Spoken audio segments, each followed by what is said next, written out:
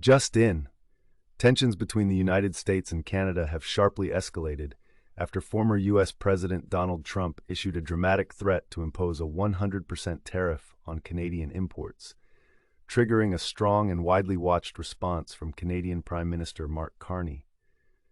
What began as a warning over Canada's growing trade engagement with China has now turned into a broader political and economic confrontation, exposing what Carney and his supporters describe as deep hypocrisy in Trump's trade rhetoric. Trump framed his threat as a matter of national security and economic protection, arguing that Canada was undermining American workers and industries by engaging with China.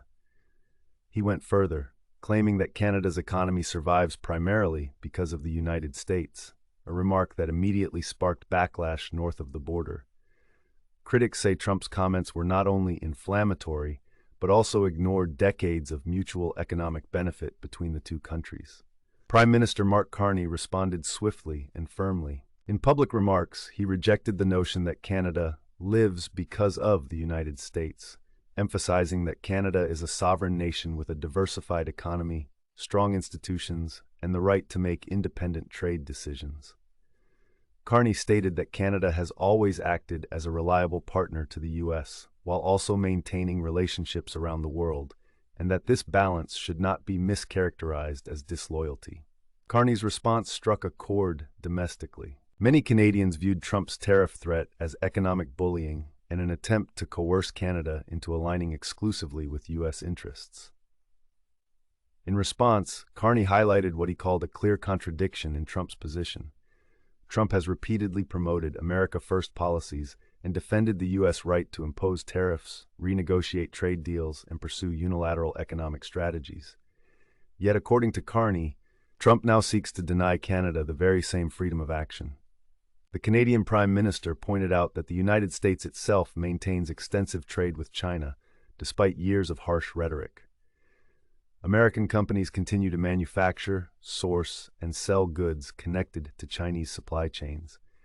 Carney argued that it is hypocritical for Trump to criticize Canada for exploring economic opportunities with China, while the U.S. economy remains deeply intertwined with Chinese trade. As the political exchange intensified, Carney shifted focus toward economic resilience at home. He encouraged Canadians to support domestic industries and reduce vulnerability to sudden external shocks. The message was clear: Canada would not be intimidated into abandoning its trade strategy. The government signaled that it would defend Canadian workers, exporters, and businesses through diplomacy, diversification, and, if necessary, countermeasures. Economists quickly weighed in on the potential consequences of Trump's threat.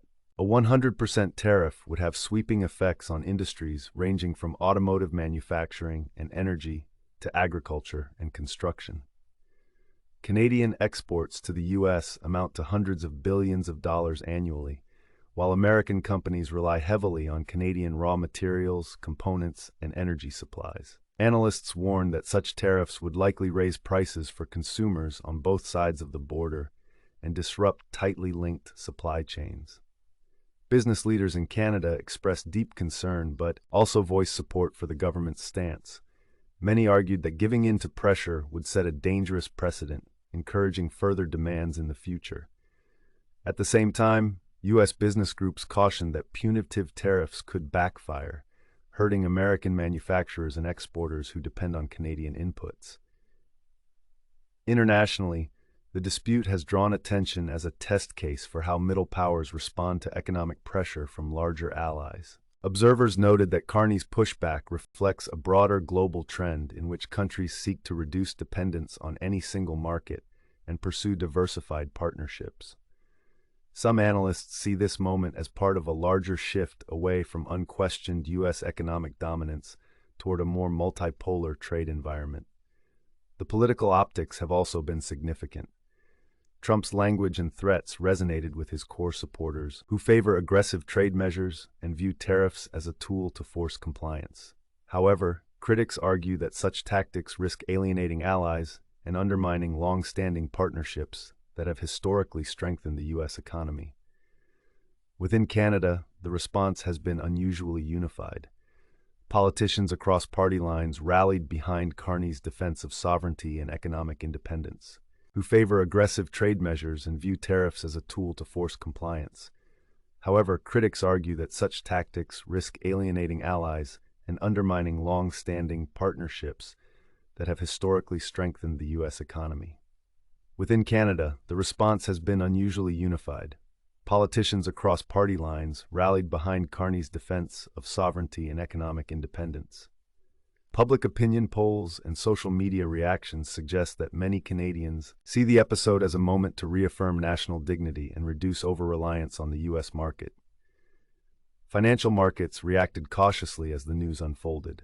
The Canadian dollar experienced volatility, and investors closely monitored statements from both governments for signs of escalation or compromise.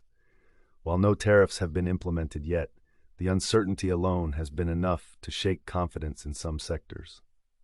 As of now, diplomatic channels remain open, but the rhetoric on both sides has hardened. Trade experts say that any resolution will likely involve behind-the-scenes negotiations, possibly within existing trade frameworks, rather than public ultimatums. However, the standoff has already left a mark on U.S.-Canada relations. In the broader context, this confrontation highlights a central tension in modern trade politics: the clash between nationalist economic policies and an interconnected global economy. Carney's response has positioned Canada as a country willing to stand up to pressure while advocating cooperation and fairness. Trump's threat, meanwhile, reinforces his image as a leader willing to use economic force to achieve political goals. Whether the tariff threat becomes reality or fades as a negotiating tactic remains to be seen. What is clear is that this episode has exposed sharp differences in vision and approach